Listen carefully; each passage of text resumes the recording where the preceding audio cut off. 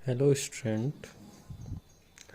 आज हमारा जो पहला टॉपिक रहेगा वो है कंडक्टर्स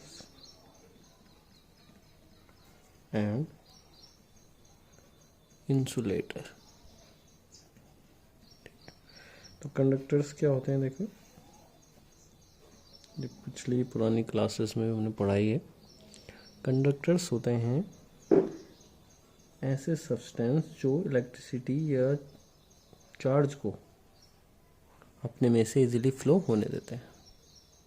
ठीक है, तो अगर जैसे कोई भी एक सब्सटेंस है, जैसे एक रॉड है, मेटल की रॉड, तो यहाँ से क्या करेगा, चार्ज आराम से इजीली फ्लो हो जाएगा इसके थ्रू। अभी हम इतना बेसिक समझेंगे। अब इसमें तुमने ध्यान रखना है कि इसके एग्जाम्पल क्या हो सकते हैं। ये चार्ज है, ये सब्सटेंस है, ठीक है। अब फ्लो को अलाउ करते हैं चार्जेस का। अगर इसका एग्जाम्पल ले लें, फॉर एग्जाम्पल मेटल्स जितने भी हैं, ह्यूमन एंड एनिमल बॉडीज, ठीक है, ग्रेफाइट है, एसिड, एल्कलाइज, ये सारे कंडक्टर्स। इंसुलेटर क्या है, देखिए इंसुलेटर क्या होते हैं, ऐसे सब्सटेंस हैं जो इजी फ्लो ऑफ चार्ज को नहीं होने देते हैं, अलाउ नहीं करते चार्जेस। अगर ये कोई चार्ज है और ये कोई सब्सटेंस है, तो यहाँ से ये जो चार्ज है, चाहे वो पॉजिटिव हो सकता है और वो नेगेटिव हो सकता है, यहाँ से इधर इस एंड से इस एंड तक नहीं आएगा ट्रांसफर होकर, ठीक है। फ्लो नहीं हो सकता चार्ज इसके थ्रू, ठीक है। अगर इसके एग्जांपल देखने हैं तो एग्जांपल आप देखिए कौन कौन से हैं। जैसे non metals, most of the non metals like glass हो गया, डायमंड हो गया, प्लास्टिक है, नायलॉन है, वुड है, माइका है, ईटीसी। ध्यान देना कि कंडक्टर्स के पास होता क्या है। एक चीज़ में यहाँ पे हम नोट में अगर लिखें या समझें तो कंडक्टर के पास क्या होता है, एक्सेस ऑफ फ्री इलेक्ट्रॉन्स, ठीक है। इसके पास एक्सेस ऑफ फ्री इलेक्ट्रॉन्स होते हैं, ये तुम्हें ध्यान रखना है। और जो इंसुलेटर हैं उनके पास एक्सेस ऑफ फ्री इलेक्ट्रॉन नहीं होता है, ठीक, ये चीज़ है। अगला इसमें ये चीज़ नहीं रहेगी। जो नेक्स्ट हमारे पास वो आएगा कि एक मेन डिफरेंस, अगर मैं अगला नोट लिखूं तो मेन डिफरेंस एक ये भी बनता है, ध्यान रखना। जो मेन इन दोनों में डिफरेंस हम कर पाएंगे जिसकी हेल्प से, कि अगर जैसे कोई कंडक्टर है, जैसे ये मेटल की कोई रॉड है, मेटल रॉड है। अब इस रॉड को हमने क्या करा, इस पर हमने चार्ज डेवलप किया, चार्ज को डेवलप करा थ्रू, किसके थ्रू कर सकते हैं हम, फ्रिक्शनल, थ्रू फ्रिक्शन। और फ्रिक्शन के थ्रू इस पर जो भी चार्ज डेवलप होगा, चाहे वो पॉजिटिव हो चाहे नेगेटिव हो, इस पर इक्वली क्या हो जाता है, डिस्ट्रीब्यूट हो जाता है। जबकि जो इंसुलेटर होते हैं, अगर हमने इस पर चार्ज रखा या डेवलप करा, इस पर भी चार्ज डेवलप होगा, बट वो चार्ज क्या रहेगा, सिर्फ एक ही जगह पर स्टे रहेगा, एक ही जगह पे। अगर इस पर चार्ज डेवलप हो जाएगा तो वो एक ही जगह पे रहेगा। इस पर यूनिफॉर्मली डिस्ट्रीब्यूट हो जाएगा कंडक्टर पर, इस पर नहीं होगा। देखिए, देखो इसमें हम क्या करेंगे, हमने बताया इलेक्ट्रोस्टैटिक इंडक्शन क्या है, चार्ज डेवलप होना। तो ये जो चार्ज है जो यहाँ पे डेवलप हुआ है, इसको बोलते हैं इंड्यूसिंग चार्ज, इंड्यूसिंग चार्ज, ठीक है। अब देखो इस प्रोसेस को हम कैसे आगे एक एग्जांपल के थ्रू बताते हैं कि अगर हमारे पास दो, देखो charging of two spheres by induction, ठीक है, और हमने दो अनचार्ज स्पेयर्स, ये कैसे स्पेयर्स हैं, दोनों मेटल्स स्पेयर्स, मेटल के स्पेयर्स हैं, अनचार्ज हैं, और कैसे रखे हुए, इंसुलेटेड स्टैंड के ऊपर। तो अब हम दोनों को अपोजिटली चार्ज करना है, तो हम क्या करेंगे, फर्स्ट एक चार्ज रॉड इसके पास लाएंगे, दोनों एक दूसरे के कांटेक्ट में हैं, जैसे हम चार्ज रॉड लाएंगे तो ये क्लोजर एंड, जैसे हमने बताया था यहाँ पर क्लोजर एंड ए मान लिया, इसको बी मान लिया, तो अपोजिट चार्ज यहाँ पे अपीयर हो जाता है या डेवलप हो जाता है इस वाले स्पेयर में जो लेफ्ट साइड है। ठीक है, ये लेफ्ट साइड का स्पेयर है, ये राइट साइड का है। ठीक है, तो इसके क्लोजर एंड पे तो अपोजिट, और जो इसका फर्दर एंड है उस पर सिमिलर चार्ज डेवलप होगा। ठीक है, अब हमने ये इलेक्ट्रीफाइड रॉड रखी। ठीक, अब हमने क्या करा, इस रॉड को रखे। अभी देखो यहाँ पे ये चीज़ समझ लेना, ये प्रोसेस तब तक चलता रहेगा इंडक्शन का जब तक इक्विलिब्रियम नहीं आता। इक्विलिब्रियम का मतलब है कि जितना नेगेटिव चार्ज इधर आना होगा वो आ जाएगा, उसके बाद उससे ज़्यादा नेगेटिव चार्ज नहीं आ पाएगा। क्यों? क्योंकि अब जो और इलेक्ट्रॉन आएंगे, ये जो नेगेटिव चार्ज यहाँ अपीयर हुआ है या डेवलप हुआ है वो रिपेल करेगा इलेक्ट्रॉन। ऐसे ही सिमिलर पॉजिटिव के लिए तो एक इक्विलिब्रियम की स्टेट आएगी, जितना इन्होंने चार्ज इन पे डेवलप होना होगा वो हो चुका होता है। ठीक, अगला देखो, हमने रॉड अब तीसरे डायग्राम में देखिए, तीसरे में हमने क्या करा है, अभी भी रॉड हटा ही नहीं है और एक स्मॉल डिस्टेंस इन दोनों को सेपरेट कर दिया है। ठीक, अब एक स्मॉल डिस्टेंस सेपरेट करा है तो क्या होगा, ये चार्ज इन पर अभी भी बना रहेगा, लेफ्ट में इधर नेगेटिव रहेगा, इधर पॉजिटिव रहेगा। ठीक है, और हमने रॉड अभी भी नहीं हटाई है। फिर फोर्थ डायग्राम में देखो क्या होगा कि हम अब रॉड को हटा देते हैं। जैसे हम रॉड को हटाएंगे, क्योंकि इस पर नेगेटिव है और इस पर पॉजिटिव चार्ज है, तो चार्ज क्या होगा, रीडिस्ट्रीब्यूट होगा। रीडिस्ट्रीब्यूशन के थ्रू ये दोनों स्मॉल डिस्टेंस सेपरेटेड है, अभी भी स्मॉल है, तो ये दोनों एक दूसरे को क्या करेंगे, अट्रैक्ट करेंगे। यहाँ पे दोनों एक दूसरे को अट्रैक्ट कर सकते हैं। ठीक है, फिर हमने डिस्टेंस को क्या कर दिया, ज़्यादा कर दिया। ठीक है, लार्ज। अब स्मॉल की जगह में डिस्टेंस को हमने बढ़ा दिया है।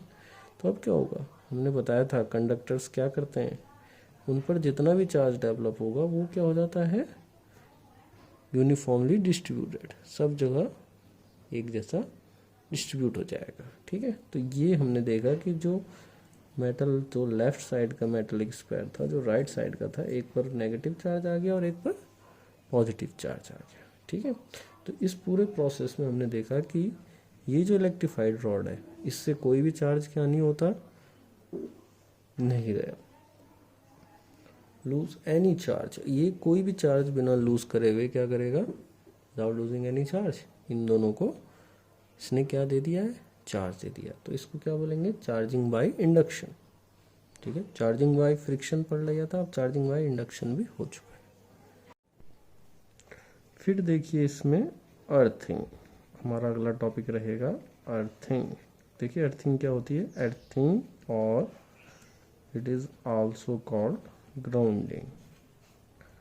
ठीक है, अर्थिंग क्यों करते हैं, देखिए अगर कोई चार्ज बॉडी है, ये चार्ज बॉडी, इस पर पॉजिटिव चार्ज आ रखा है। अब हम क्या करें, अगर इसके एक कंडक्टर के थ्रू हम क्या करें, इसको अर्थ के साथ कांटेक्ट में लाएं, कंडक्टिंग वायर ले ली हमने, एक कंडक्टिंग मटेरियल की वायर, तो इसका सारा चार्ज किधर चला जाएगा, अर्थ को चला जाएगा। ठीक है, मोमेंट्री करंट। ठीक है, in the form of whole charge transfer to the earth. ठीक है, in the form of a momentary current. तो एक प्रोसेस बोला जाएगा, कैसा प्रोसेस है, प्रोसेस है इन विच कोई भी चार्ज बॉडी, प्रोसेस है चार्ज बॉडी शेयर्स, क्या करती है, शेयर्स इट्स चार्ज, किसके साथ, विद अर्थ। ठीक है, अब इसकी जरूरत देखो कैसे अर्थ का ट्रांसफर, देखो चार्ज का ट्रांसफर होगा अर्थ पे, अगर कोई बॉडी पॉजिटिवली चार्ज है। ठीक है, हमने एक वायर ले ली और ये देखो ये ग्राउंडिंग का सिंबल है, ये ग्राउंडिंग का क्या रहेगा, सिंबल। ऐसी कोई नेगेटिवली चार्ज बॉडी है, इसको भी हमने एक कंडक्टिंग वायर के थ्रू अर्थ के साथ, ये सिंबल है अर्थ का, अर्थिंग का, ग्राउंडिंग का सिंबल है। तो अब क्या होगा, जैसे ध्यान रखना कि एक नोट में इसमें ये लिख रहा हूँ कि अर्थ पे कैसा चार्ज होता है, charge on earth is negative. Earth एक नेगेटिवली चार्ज बॉडी है, एटमॉस्फेयर पॉजिटिवली चार्ज रहेगा, इसी की वजह से लाइटनिंग वगैरह होती है। ठीक है। तो अगर ये नेगेटिवली चार्ज है अर्थ, यहाँ पे भी नेगेटिव है, सपोज मैंने ये सिंबल बनाया नेगेटिव और ये नेगेटिव, तो ये जो पॉजिटिवली चार्ज है इसका मतलब इसके पास क्या है इस समय, कोई बॉडी पॉजिटिवली चार्ज कब होगी, जब उसके पास क्या होगा, डेफिशिएंसी ऑफ इलेक्ट्रॉन, इसके बाद डेफिशिएंसी ऑफ इलेक्ट्रॉन है, तो क्या होगा, अर्थ से इलेक्ट्रॉन आने शुरू हो जाएंगे, तो इलेक्ट्रॉनों का मूवमेंट इधर की तरफ होगा। तो जो करंट फ्लो होता है इसको बोलते हैं करंट। कौन सा करंट, देखो करंट होता है, एक हम कहते हैं कन्वेंशनल करंट और एक होता है इलेक्ट्रॉनिक करंट। तो हम करंट की डायरेक्शन जो लेते हैं वो इलेक्ट्रॉन के फ्लो के अपोजिट लेते हैं, तो इलेक्ट्रॉन इधर से आने शुरू हो जाएंगे, कुछ देर बाद ये बॉडी क्या हो जाएगी, अपना सारा चार्ज इस पर न्यूट्रल हो जाएगा। आफ्टर सम टाइम ये क्या रहेगा, नो चार्ज, क्योंकि इलेक्ट्रॉन्स क्या करेंगे, डेफिशिएंसी को दोनों भर देंगे या कंप्लीट न्यूट्रल कर देंगे इसको।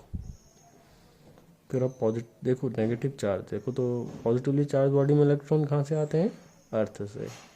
अब नेगेटिवली चार्ज का होने का मतलब इसके पास क्या है, एक्सेस ऑफ इलेक्ट्रॉन, तो अब ये भी नेगेटिव है, ये भी नेगेटिव है, तो चार्ज का ट्रांसफर कैसे होगा, तो इसके लिए एक कंसेप्ट लगता है चार्ज डेंसिटी।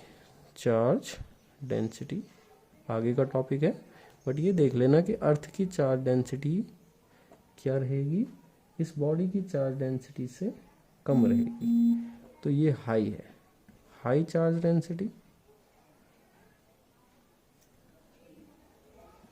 और इसकी है लो चार्ज डेंसिटी। तो क्या होगा, electron transferred from high to low charge density. ध्यान रखना जो मैं कह रहा हूँ उसके लिए, इलेक्ट्रॉन कहाँ से आने शुरू हो जाएंगे, बॉडी से अर्थ की तरफ, high charge density to low charge density earth की, ठीक है। चार्ज डेंसिटी एक रेशियो है चार्ज अपॉन डायमेंशन का, इसमें भी अगर लीनियर है तो अभी आगे देखेंगे कैसे, लाइन का अपना लेंथ अपॉन हम करेंगे सबके साथ, कहीं पे लेंथ रखेंगे, कहीं पे एरिया, कहीं पे volume, three type of charge densities आगे हम डिस्कस करेंगे। तो ये अर्थिंग का रहता है, अर्थिंग की रिक्वायरमेंट पड़ती है क्योंकि ये हाउस होल्ड में सेफ्टी के लिए हम यूज़ करते हैं अर्थिंग को, क्योंकि 3 वायरें होती हैं हमारे पास। एक हमारी जो मेन वायर होती है वो है लाइव वायर रेड कलर की, एक होती है हमारे पास न्यूट्रल वायर, ये इसका कलर हो सकता है ब्लैक, और एक रहेगी हमारे पास अर्थिंग वायर, ये रहेगी हमारे कैसी, ग्रीन, ठीक है। तो जो भी हमारे हाउस होल्ड में 3 तरीके से वायर चलती है सारे सर्किट में, जो भी अप्लायंसेस हैं, और जो ये ग्रीन कलर ये करंट को ले जाती है, कैरी करती है, ठीक है, ये करंट को वापस लाती है करंट को, और जो ग्रीन वाली जो वायर है अर्थ, ये अप्लायंस के मेटल पार्ट से कनेक्ट होती है, मेटल पार्ट से। अगर कोई भी फॉल्ट आएगा, मेटल जो हमारा अप्लायंसेस है उससे रिलेटेड अगर कोई भी फॉल्ट आता है तो क्या होगा, अगर ये करंट जो ये लाइव वायर है ये अगर मेटल के पार्ट को टच कर जाए अप्लायंस के, तो ये जो वायर है ग्रीन वायर, ये उस सारे चार्ज को कहाँ ट्रांसफ़र कर देती है, अर्थ में। तो अर्थिंग किसके लिए करी जाती है, सेफ्टी के लिए हाउस होल्ड सर्किट्स में, ओके।